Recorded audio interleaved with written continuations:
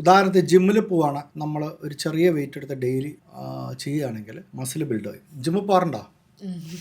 പോയാലറിയാം, എന്ത് ചെറിയ വെയിറ്റ് എടുത്താലും നമുക്ക് മസിൽ ബിൽഡ് ചെയ്ത് തരും. നമ്മളത് കൺസിസ്റ്റൻസി ആയിട്ട് ചെയ്ത് കഴിഞ്ഞാൽ മസിൽ ബിൽഡ് ചെയ്യും. അതേപോലെ മൂത്രസഞ്ചി ഒരു മസിലിൻ്റെ ബാഗാണ്. ഒരു ഷീറ്റ് ഓഫ് മസിൽ ഉരുണ്ടയാക്കിയിട്ട് വളരെ ദൈവം ഉണ്ടാക്കിയിരിക്കുന്നത്. ആ മസിൽ തടസ്സം വരുമ്പോൾ ബ്ലാഡർ ഇങ്ങനെ പുഷ് ചെയ്യണം 24 hours. പുഷ് ചെയ്ത് തടസ്സത്തെ പുഷ് ചെയ്ത്. അപ്പോൾ തുടക്കത്തിൽ രോഗിയൊക്കെ മൂത്രമൊക്കെ പോകുന്നത് ആ രോഗി പോലും അറിയില്ല, കൺട്രോളല്ല. അങ്ങനെ കുറേ കാലം വെക്കുമ്പോൾ ബ്ലാഡറിൻ്റെ മസിൽസ് തിക്ക് വാൾഡ് ആവും, തടി കൂടും, ആരോഗ്യം വെക്കും. നമ്മൾ ഒരു ദിവസം കയറിയിട്ട് ആ തടസ്സം നീക്കം ചെയ്യണം. ബ്ലാഡറിനറിയില്ല ആ തടസ്സം പോയത്, പഴയ പ്രഷർ തന്നെ അത് തള്ളുമ്പോൾ പെട്ടെന്ന് ലീക്ക് വരുന്നത്. 90% അതുകൊണ്ടാണ് ലീക്ക് വരുന്നത്. അപ്പം നമ്മൾ എന്താ ചെയ്യേണ്ടത്? ഫിസിയോതെറാപ്പി ചെയ്യണം. പിന്നെ ബ്ലാഡറിന് പ്രഷർ കുറയ്ക്കാനുള്ള ആൻറ്റിക്കോളജിക് ഡ്രഗ്സ് എല്ലാം ചെയ്യണം. അപ്പോൾ അതിന് ഏറ്റവും ബെസ്റ്റ് എന്ന് പറഞ്ഞു കഴിഞ്ഞാൽ ഓപ്പറേഷൻ കഴിഞ്ഞ് കഴിഞ്ഞാൽ ഉടനെ കഴിയുന്നതിന് മുമ്പോ അല്ലെങ്കിൽ അതിന് ശേഷം വീണ്ടും ഡോക്ടർ രോഗിയായിട്ട് ബ്ലാഡറിൻ്റെ അവസ്ഥ പറഞ്ഞ് മനസ്സിലായി ആദ്യമേ ട്യൂബ് വരുന്നതിന് മുമ്പേ രോഗിയെ അറിയിക്കണം. പ്രത്യേകിച്ച് ഞാൻ കാണുന്നത് വെച്ചാൽ നിസ്കരിക്കാനുള്ള ബുദ്ധിമുട്ട് എന്ന് പറഞ്ഞ രോഗികൾ വരാറുണ്ട്, ശുദ്ധിയായിട്ടില്ല എന്നൊക്കെ പറഞ്ഞിട്ട്. അപ്പോൾ ആദ്യം നമ്മൾ ഇവരെ പറഞ്ഞ് അത് എഡ്യൂക്കേറ്റ് ചെയ്യണം ഇത് പ്രൊസീജിയർ ചെയ്യുന്നതിന് മുമ്പ്. Then most of them self resolve, ഒരു 3 മുതൽ 4 ആഴ്ച കൊണ്ട് റിസോൾവ് ചെയ്യും. ചിലർക്ക് ഞാൻ കണ്ടിട്ട് 1 വർഷം വരെ 1.5 വർഷം വരെ എടുക്കുന്നതായിട്ട് കണ്ടിട്ട്. അപ്പോൾ it's because of the bladder damage. ഈ പ്രോസ്റ്റേറ്റ് സംബന്ധമായ ഒരുപാട് രോഗങ്ങളുണ്ട്, അതിന് ഒരുപാട് ട്രീറ്റ്മെന്റ് മൊഡാലിറ്റീസ് ഇപ്പം ഉണ്ട്. അപ്പം എന്തൊക്കെയാണ് അതിൻ്റെ ട്രീറ്റ്മെന്റ് മൊഡാലിറ്റീസ്? ഡോക്ടറിനൊന്ന് പറഞ്ഞതാവും. അതിന് അറിയണമെങ്കിൽ പ്രോസ്റ്റേറ്റ് ഗ്രന്ഥി എന്ന് അറിഞ്ഞിരിക്കണം. Prostate is A male sex accessory gland. അതായത് പുരുഷന്മാരിൽ കാണുന്ന ഒരു ഓർഗാനാണ് പ്രോസ്റ്റേറ്റ്. മൂത്രസഞ്ചിയുടെ താഴെ മൂത്രക്കോടിൽ കവർ ചെയ്ത് അതിന് സപ്പോർട്ട് ചെയ്യുന്ന ഓർഗനാണ് പ്രോസ്റ്റേറ്റ്. അപ്പോൾ പ്രോസ്റ്റേറ്റ് രോഗം വരുന്ന സമയത്ത് ഏജിലും വരാം. ചെറുപ്പക്കാരിൽ, മധ്യവയസ്കന്മാരിൽ, പ്രായം ചെന്നവർ. ഇത് ട്രീറ്റ്മെൻറ്റ് അതിൻ്റെ ഡിസീസിൻ്റെ സിംറ്റംസ് വ്യത്യാസമാണ്. ചെറുപ്പക്കാരിൽ ഇൻഫെക്ഷൻ ആയിട്ടാണ് കൂടുതൽ കാണാറ്, മൂത്രമൊഴിക്കാൻ ബുദ്ധിമുട്ടായി ഇൻഫെക്ഷൻ വരാം, പ്രോസ്റ്റേറ്റൈറ്റിസ്. മധ്യവയസ്കന്മാരിൽ കൂടുതൽ ബിനാൻ ഡിസീസ്, അതായത് ക്യാൻസർ അല്ല, ബിനാൻ പ്രോസ്റ്റാറ്റിക് എൻലാർജ്മെൻറ്റ്, ഗ്രന്ഥി വീക്കം വരുന്നത്. മൂന്നാമത്തെ കണ്ടീഷൻസിന് മിഡിൽ ഏജിലും ഓൾഡ് ഏജിലും കാണുന്ന പ്രോസ്റ്റേറ്റ് ക്യാൻസർ സംബന്ധം ലക്ഷണങ്ങൾ ഒക്കെ ഒന്നായിരിക്കും മിഡിൽ ഏജിലും ഓൾഡ് ഏജിലും. അപ്പം നമ്മൾ ആദ്യത്തെ ജോലി, ഒരു രോഗി പ്രോസ്റ്റേറ്റ് സിംറ്റംസ് ആയിട്ട് മൂത്രമൊഴിക്കാൻ ബുദ്ധിമുട്ട് വരുമ്പോൾ ഡോക്ടർ ചെയ്യേണ്ടത് വെച്ചാൽ അത് ക്യാൻസർ ആണോ സാധാരണ ഗ്രന്ഥി വീക്കമാണോ കണ്ടുപിടിക്കുന്നത്. അത് എളുപ്പമാണ്, ഞാൻ കൂടുതൽ ഡീറ്റെയിൽ പോകുന്നില്ല. സാധാരണ മെയിൻ ടെസ്റ്റ് എന്ന് പറഞ്ഞു കഴിഞ്ഞാൽ സാധാരണ ബ്ലഡ് ടെസ്റ്റിന് പുറമെ PSA ടെസ്റ്റ് അതിനൊരു ഇൻഡിക്കേഷൻ തരും. അല്ലെങ്കിൽ PSAനേക്കാളും മുകളിലുള്ള ടെസ്റ്റാണ് പ്രോസ്റ്റാറ്റ് ഹെൽത്ത് ഇൻഡെക്സ്. അതിൽ നോക്കിക്കഴിഞ്ഞാൽ നമുക്ക് പ്രോസ്റ്റേറ്റ് സാധാരണ ഗ്രന്ഥി വീക്കമാണോ ക്യാൻസർ ആണോ എന്ന് നമുക്ക് മനസ്സിലാവും. കൂടെ സ്കാന്, മലദ്വാരത്തിൽ കൂടെ വിരലിട്ട് പരിശോധിച്ച് കഴിഞ്ഞാൽ ഓൾമോസ്റ്റ് 90% ഓഫ് ദ പേഷ്യൻസിന് ബൈ ഫസ്റ്റ് വിസിറ്റ്സ് ഇറ്റ്സെൽഫ് നമുക്ക് ഡിസൈഡ് ചെയ്ത് സാധാരണ ഗ്രന്ഥി വീക്കമാണോ ക്യാൻസർ ആണോ. ക്യാൻസർ ആണെങ്കിൽ അതിനുള്ള സ്പെഷ്യൽ ടെസ്റ്റുകളായിട്ട് വേറെ പോകണം. സാധാരണ ഗ്രന്ഥി വീക്കമാണെങ്കിൽ നമ്മൾ നോക്കും മൂത്രം കെട്ടിക്കിടക്കുന്നുണ്ടെന്നെങ്കിൽ സ്കാനിലൊക്കെ മനസ്സിലാവും. ബേസിക് ടെസ്റ്റ് കഴിഞ്ഞാൽ നമ്മൾ മരുന്ന് സ്റ്റാർട്ട് ചെയ്യുക. എന്തൊക്കെ മരുന്ന്, എന്തൊക്കെ ട്രീറ്റ്മെന്റ് നമ്മൾ ചെയ്യുക ഈ സാധാരണ ഗ്രന്ഥി വീക്കാണെങ്കിൽ? സാധാരണ ഗ്രന്ഥി വീക്കമാണ്, വൃക്കയ്ക്ക് തകരാറൊന്നും പ്രോസ്റ്റേറ്റ് കൊണ്ട് ബ്ലോക്ക് വന്നിട്ടില്ല, കാരണം വന്നിട്ടില്ല, കല്ലൊന്നുമില്ല, അങ്ങനെയൊക്കെ ആണെങ്കിൽ patient clear cut prostate enlargement മാത്രമാണെങ്കിൽ തീർച്ചയായിട്ടും നമുക്ക് പലതരം ആൽഫ ബ്ലോക്കേഴ്സ് ഉണ്ട്. ഞാൻ അതിലേക്ക് കൂടുതൽ പോകുന്നില്ല. പലതരം കോമ്പിനേഷൻ ഡ്രഗ്സ് ഉണ്ട്, അതിലൂടെ നമുക്ക് ട്രൈ ചെയ്യാം. പക്ഷേ എപ്പോഴാണ് ഈ മരുന്ന് കൊണ്ട് ചികിത്സ നിർത്തേണ്ടത് നമ്മൾ വളരെയധികം രോഗിയും ഡോക്ടറും ബോധവാനായിരിക്കണം, രണ്ടാളും. കാരണം എന്താ വെച്ച് കഴിഞ്ഞാൽ ലക്ഷണങ്ങളില്ലെങ്കിൽ അസുഖത്തിൻ്റെ തീവ്രത കൂടുകയാണെങ്കിൽ നമുക്ക് വൃക്ക തകരാറിലേക്ക് കൊണ്ടുപോകാം. പിന്നെ പ്രോസ്റ്റേറ്റിനുള്ള മരുന്ന് ഒരുപാട് കാലം അങ്ങനെ കഴിക്കരുത്. One of the side effects എന്ന് പറഞ്ഞാൽ ഒരുപാട് സൈഡ് എഫക്ട്സ് അതിനുണ്ട്. അത് നമ്മുടെ സെക്ഷൽ ആക്ടിവിറ്റി ലൈഫിനൊക്കെ എഫക്റ്റ് ചെയ്യുന്ന ഒരു മരുന്നുകളാണ്. രണ്ടാമത് വളരെ ഇമ്പോർട്ടൻ്റ് ആണ്, ഈ മരുന്നുകൾക്കും ഒരു പരിധിവരെ ഡിപ്രഷനും സൂസൈഡൽ ടെൻഡൻസി ഉണ്ടെന്ന് പഠനം കാണിക്കുന്നുണ്ട് പ്രോസ്റ്റേറ്റിന് മരുന്ന്. അപ്പോൾ ഒരുപാട് കാലം കൊണ്ടായിട്ട് മരുന്ന് കൊണ്ട് കഴിച്ചുകൊണ്ടിരിക്കരുത്. മാക്സിമം 1 year വരെയൊക്കെ ട്രൈ ചെയ്യാം. അത് കഴിഞ്ഞിട്ട് നമ്മൾ ഒരു മെഷീനിൽ മൂത്രമൊഴിച്ച് നോക്കുന്ന ടെസ്റ്റ് ഉണ്ട്, ഫ്ലോ റേറ്റ്. അതിൽ കുറവാണെങ്കിൽ നമ്മൾ എന്താ ചെയ്യുകയെന്ന് വെച്ച് കഴിഞ്ഞാൽ മൂത്രസഞ്ചിനുള്ളിൽ ഒരു സിമ്പിൾ ഫ്ലെക്സിബിൾ സിസ്റ്റോസ്കോപ്പി ഒരു പരിശോധന, ആകെ 30 സെക്കൻഡ് എടുക്കത്തുള്ളൂ. അതിൽ നോക്കി പ്രോസ്റ്റേറ്റ് ബ്ലോക്കായിട്ട് എത്ര ഉണ്ടെന്ന് കാണാൻ പറ്റും, മൂത്രസഞ്ചിക്ക് ഡാമേജ് ഉണ്ടോ എന്ന് അറിയാൻ പറ്റും. മൂത്രസഞ്ചിക്ക് ഡാമേജ് ഉണ്ടെങ്കിൽ പിന്നെ അങ്ങോട്ടൊന്നും ആലോചിക്കരുത്, പ്രോസ്റ്റേറ്റിന് തടസ്സം നീക്കാനുള്ള ട്രീറ്റ്മെൻറ്റാണ് നല്ലത്. അതെന്തൊക്കെയാണ് ട്രീറ്റ്മെന്റ് ഉള്ളത്? അതിലിന്ന് ഒത്തിരി ട്രീറ്റ്മെൻ്റ് ഉണ്ട്. പണ്ടൊക്കെ നമ്മൾ ചുരണ്ടി എടുക്കുന്ന ട്രീറ്റ്മെൻറ്റ് TRP ഇന്നും പല സ്ഥലങ്ങളിൽ ചെയ്യുന്നുണ്ട്. അത് നല്ല ട്രീറ്റ്മെൻറ്റാണ്. പക്ഷേ അതിലും കൂടെ ഒരുപാട് മിസ്റ്റ് വന്നിട്ടുണ്ട്. What is called mist, minimal invasive treatment ആണ് അതൊക്കെ. അതിൽ നമുക്ക് ഒരുപാട് ട്രീറ്റ്മെൻ്റ് ഉണ്ട്. പിന്നെ നമുക്ക് ലേസർ ചികിത്സ ഉണ്ട്. ഹോൾമിയം ലേസർ വെച്ച് ആ തടസ്സം മുഴുവൻ നീക്കം ചെയ്യാം. ബ്ലഡ് ഈവൻ കാർഡിയാക് പേഷ്യൻസ് ആയാൽ പോലും ഹൃദയരോഗത്തിൻ്റെ മരുന്ന് നിർത്താതെ തന്നെ ചെയ്യാൻ പറ്റും. ഓക്കെ, അത് ലേസർ ചികിത്സ ഉണ്ട്. രണ്ടാമതുള്ള ചികിത്സയുടെ ലേറ്റസ്റ്റ് ന്യൂ ഒരുപാട് അഡീഷൻസ് വന്നിട്ടുണ്ട്. യൂറോ ലിഫ്റ്റ് എന്ന് പറഞ്ഞ ട്രീറ്റ്മെൻ്റ് ഉണ്ട്. ആ മൂത്രം വരുന്ന വഴി ലൈറ്റ് അടിച്ച് നോക്കുമ്പോൾ പ്രോസ്റ്റേറ്റ് തടസ്സം കാണുന്ന ആ തടസ്സം നമുക്ക് ആ ക്ലിപ്പിലൂടെ ഓപ്പൺ ആക്കാൻ പറ്റും. ഒരു 1-2 ദിവസം കിടന്നാൽ മതി, പേഷ്യൻ്റ് വിൽ ബി ഫൈൻ. പിന്നെ നമുക്ക് സ്റ്റീം ചികിത്സ ഉണ്ട്, റിസം തെറാപ്പി. ചെറുപ്പക്കാരിലാണെങ്കിൽ നമുക്ക് ഐറ്റിൻ്റെ ചികിത്സ ഉണ്ട്. ഓക്കെ, പ്രോസ്റ്റേറ്റ് വളരെയധികം ബ്ലീഡിംഗ് ആയിട്ട് വരുമ്പോൾ മാത്രം നമ്മൾ എംബോളൈസ് ചെയ്യാവൂ. ഓക്കെ, അത് വളരെ വിരളമായിട്ട് ചെയ്യുന്ന ഒരു പ്രൊസീജിയർ, പ്രൈമറി ട്രീറ്റ്മെൻ്റ് അല്ല. ആ ബ്ലീഡിങ് നിൽക്കാൻ വേണ്ടിയിട്ട് എംബോളൈസ് ചെയ്യാം. അത് കഴിഞ്ഞാൽ എന്താ ട്രീറ്റ്മെൻറ്റ് നമ്മൾ ചെയ്യണം. ഓക്കെ, അപ്പം ഒരുപാട് ലേറ്റസ്റ്റ് ചികിത്സകൾ ഈ പറഞ്ഞ കാര്യങ്ങളൊക്കെ ഉണ്ട്. പക്ഷേ അതിൽ എവിടെയാണ് പ്രോബ്ലം പറ്റുന്നത് എന്താ വെച്ച് കഴിഞ്ഞാൽ എല്ലാവർക്കും ഒരേ ട്രീറ്റ്മെൻറ്റ് ആയിരിക്കില്ല. ഇപ്പോൾ ഫോർ എക്സാമ്പിൾ പ്രോസ്റ്റേറ്റ് ഒരു 100 ഗ്രാം വരെയുള്ള പ്രോസ്റ്റേറ്റ് 3 ലോബ് വന്ന് ബ്ലോക്കായി നിൽക്കുകയാണെങ്കിൽ നമുക്ക് ബാക്കിയുള്ള ചികിത്സകൾ മിനിമൽ ഇൻവേസീവ് ട്രീറ്റ്മെൻറ്റ് അത്ര ഗുണം ചെയ്യില്ല. ഏറ്റവും ബെസ്റ്റ് എന്ന് പറഞ്ഞാൽ TRP അല്ലെങ്കിൽ ഹോൾവിയം ലേസർ എന്യൂക്ലിയേഷൻ പ്രോസ്റ്റേറ്റ്. അതേസമയം ഒരു 40 to 50 ഗ്രാംസ് ഉള്ള പ്രോസ്റ്റേറ്റ് ആണ്, അതിന് വേണമെങ്കിൽ നമുക്ക് ഈ ലേസർ ഒന്നും ഇല്ലാണ്ട് യൂറോ ലിഫ്റ്റ് ക്ലിപ്പ് ഇട്ട് കൊടുത്താൽ മതി. ഓക്കെ, അപ്പം ഐറ്റിൻ്റെ ആണെങ്കിൽ ബ്ലാഡർ നെക്ക് സ്റ്റിനോസിസ്, ഹൈറൈഡിക് നെക്ക്, ചെറുപ്പക്കാരാണ് അങ്ങനെ നമുക്ക് യൂറോ ലിഫ്റ്റോ നമുക്ക് ഐറ്റിൻ്റോ ചെയ്യാം. കാരണം എന്താ വെച്ചാൽ അത് സെക്ഷൽ ഫങ്ഷൻസിനെ പ്രിസർവ് ചെയ്യും. ലേസർ ചെയ്താലും സെക്ഷൽ ആക്ടിവിറ്റിക്ക് ഓക്കെ ആയിരിക്കും, പക്ഷേ ശുക്ലം പുറമേക്ക് വരുന്ന അളവ് കുറയും, അല്ലെങ്കിൽ ചിലപ്പോൾ ഉണ്ടാവില്ല. പക്ഷേ സെക്ഷൽ അനുഭൂതിയൊക്കെ നോർമലായിട്ട് ഓർഗാസം അത് പ്രിസർവ് ചെയ്യും.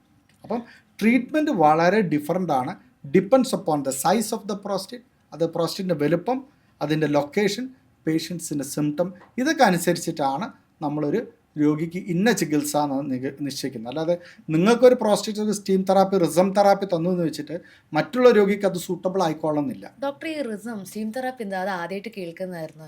സ്റ്റീം തെറാപ്പി എന്ന് പറഞ്ഞാൽ വളരെ മിനിമൽ ഇൻവേസീവ് ട്രീറ്റ്മെൻ്റ് ആണ്. നമ്മൾ സ്റ്റീം കടത്തിയിട്ട് ആ പ്രോസ്റ്റേറ്റിൻ്റെ ടിഷ്യൂസിന് നമ്മൾ മെഴുകുരുക്കുന്ന പോലെ ഉരുക്കുക എന്നാണ് കുട്ടിക്കോളും. ഓക്കെ, അപ്പോൾ ഒരുപാട് സ്ഥലങ്ങൾ മൾട്ടിപ്പിൾ പൾസ് ഉരുകുന്ന സമയത്ത് ആ പ്രോസ്റ്റേറ്റ് ചുരുങ്ങുകയും വഴി തുറക്കുകയും ചെയ്യുന്നു. അത് എല്ലാ കേസിലും ഓക്കെ അല്ല, ചില കേസിന് ഗുഡാണ്. ഇപ്പോൾ ഇൻഫെക്ഷനുള്ള പ്രോസ്റ്റേറ്റിലൊക്കെ അത് ചെയ്ത് പേഷ്യൻസിന് ഇൻഫെക്ഷൻസ് വരാം. ഷുഗർ പേഷ്യൻസ് ആണെങ്കിൽ വളരെ പ്രോബ്ലം വരാം, കോംപ്ലിക്കേഷൻസ് വരാം. അപ്പോൾ ഓരോ കേസിനനുസരിച്ച് ഡിപ്പെൻഡാണ് അതെല്ലാം ഉപയോഗിക്കേണ്ടത്. ഇപ്പോൾ സ്റ്റീം തെറാപ്പി നല്ലതാണ്, but the case should be good. പിന്നെ ഈ മിനിമൽ ഇൻവേസീവ് തെറാപ്പി ഞാൻ പറഞ്ഞു, യൂറോ ലിഫ്റ്റ് ആവട്ടെ, ഐറ്റിൻ്റെ ആവട്ടെ, സ്റ്റീം തെറാപ്പിട്ടൊക്കെ, ഇതിനൊക്കെ ഓരോ നിശ്ചിത അളവ് വരെ മൂത്രത്തിൻ്റെ ബുദ്ധിമുട്ടുണ്ട്. കാരണം ഇതിൻ്റെ ട്രീറ്റ്മെൻറ്റൊക്കെ ഈ പറഞ്ഞ മിനിമൽ ഇൻവേസീവിൻ്റെ ട്രീറ്റ്മെൻറ്റ് റിസൾട്ട് ഏറ്റവും നല്ല റിസൾട്ട് വരുന്നത് 3 മാസം കഴിഞ്ഞിട്ടാണ്. അപ്പോൾ അതുവരെ ചെറിയ ചെറിയ ബുദ്ധിമുട്ടുകൾ ഉണ്ടാവാം, പുകച്ചിലുണ്ടാവാം, മൂത്രയ്ക്ക് ബുദ്ധിമുട്ട്, വേദന ഉണ്ടാവാം, ചിലപ്പോൾ ബ്ലഡ് പോവാം, ചിലർക്ക് വേദന പോവാം, മൂത്രം പോകാണ്ട് ട്യൂബ് ഇട്ട് വെക്കേണ്ട അവസ്ഥ വരാം. സോ ഓരോ മിനിമൽ ഇൻവേസീവ് ട്രീറ്റ്മെൻറ്റ് അതിൻ്റേതായ പാർശ്വഫലങ്ങളും കൂടി അറിഞ്ഞിരിക്കണം. ഡോക്ടർ പ്രോസ്റ്റേറ്റ് ഗ്രന്ഥിക്ക് ഓരോ ട്രീറ്റ്മെന്റ് പറഞ്ഞിട്ടുണ്ടായിരുന്നു. ഇപ്പോൾ യൂറോ ലിഫ്റ്റ് ആവട്ടെ, ഐറ്റിൻ്റെ ആവട്ടെ, സ്റ്റീം തെറാപ്പി ആവട്ടെ, ഇതിനൊക്കെ എന്തായാലും ഓരോ പാർശ്വഫലങ്ങൾ ഉണ്ടാകുമല്ലോ. അതിൻ്റെ ഓരോ പോയിന്റ്സ് ഒന്ന് ഷെയർ ചെയ്യാമോ? Okay, I will tell you. ആദ്യം നിങ്ങൾ ചോദിച്ചത് നമ്മൾ ലേസറിന് മുമ്പ് ഇതൊക്കെ പറഞ്ഞത് ഈ പറഞ്ഞ കാര്യങ്ങൾ minimal invasive euro lift. Euro lift എന്ന് പറഞ്ഞു കഴിഞ്ഞാൽ എന്താ ചെയ്യുന്നത് വെച്ച് കഴിഞ്ഞാൽ പ്രോസ്റ്റേറ്റ് ഗ്രന്ഥി വന്ന് നിൽക്കുന്നു, ബ്ലോക്കായി നിൽക്കുന്നു. ഓക്കെ, ആ ബ്ലോക്ക് നമ്മൾ മാറ്റുന്നതാണ് ചെയ്യുന്നത്, ഓപ്പറേഷൻ കൂടാണ്ട്. അതിലെന്താ ചെയ്യുന്നത്, ജസ്റ്റ് വി ആർ സ്പ്ലിറ്റിങ്, ഒരു ക്ലിപ്പ് ഇട്ടിട്ട് 3, 4 അല്ലെങ്കിൽ 6 ക്ലിപ്പ് ഇട്ടിട്ട് വഴി തുറക്കുക, തള്ളി കൊടുക്കുക ചെയ്യുന്നത്. അപ്പം വഴി ഓപ്പൺ ചെയ്യുന്നത്. അതിൻ്റെ ഒരു സൈഡ് എഫക്ട്സ് എന്ന് പറഞ്ഞു കഴിഞ്ഞാൽ വളരെയധികം അതിൻ്റെ റിസൾട്ട് വരാൻ 3 months എടുക്കും. അതാണ് ഫസ്റ്റ് തിങ്. ഓക്കെ, നമ്മൾ ഗ്രന്ഥി നീക്കം ചെയ്യുന്നില്ല, പുഷ് അവേ മെക്കാനിക്കൽ ഒബ്സ്ട്രക്ഷന് ഒരു മെക്കാനിക്കൽ സൊല്യൂഷൻ എന്ന് പറയാം. മെക്കാനിക്കൽ ഒബ്സ്ട്രക്ഷൻ, മെക്കാനിക്കൽ സൊല്യൂഷൻ തുറന്നു.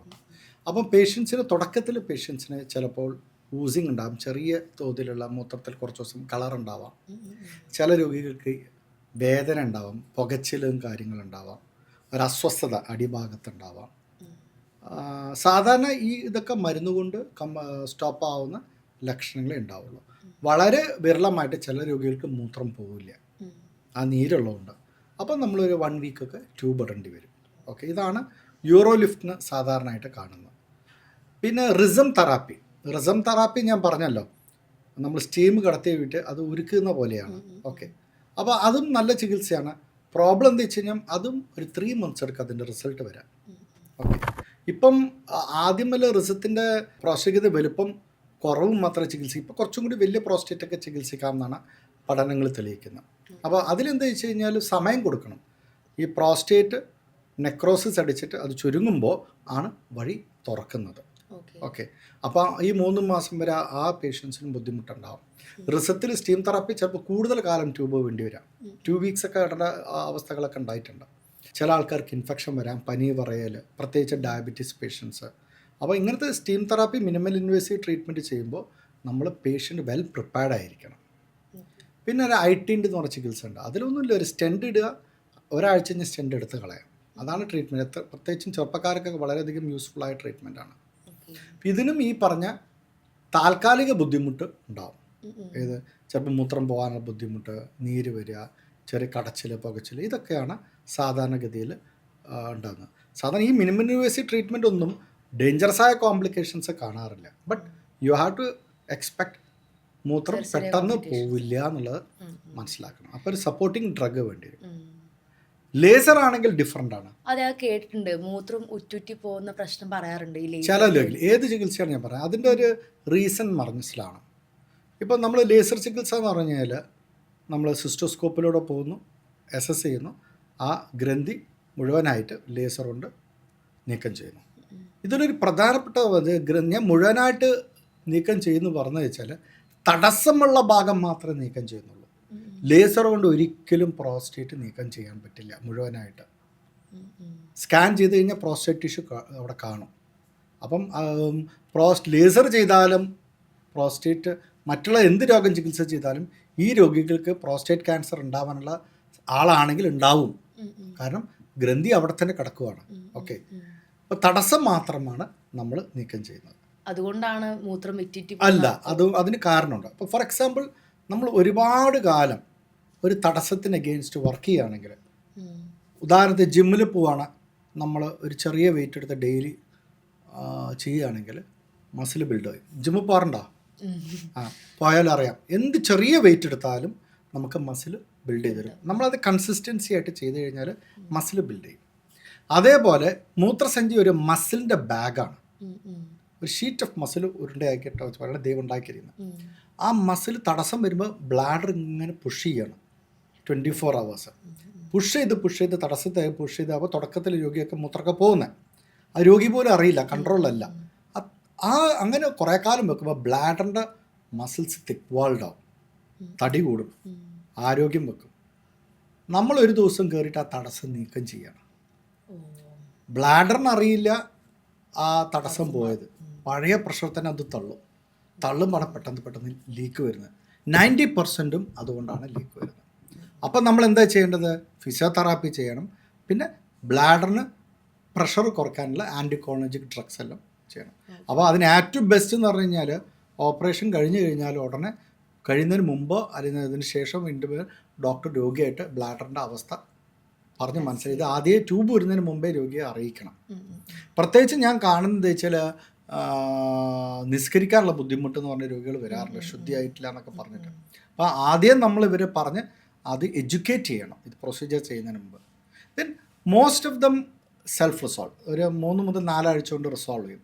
ചിലർക്ക് ഞാൻ കണ്ടിട്ട് 1 വർഷം വരെ 1.5 വർഷം വരെ എടുക്കുന്നതായിട്ട് കണ്ടിട്ട്. അപ്പോൾ it's because of the bladder damage.